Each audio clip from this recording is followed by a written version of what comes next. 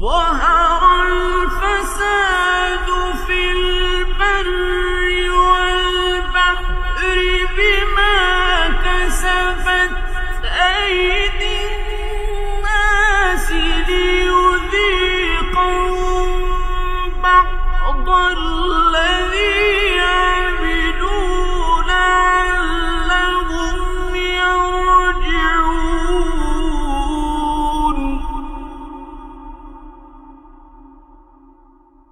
ظهر الفساد في البر والبحر بما كسبت أيدي الناس ليذيقهم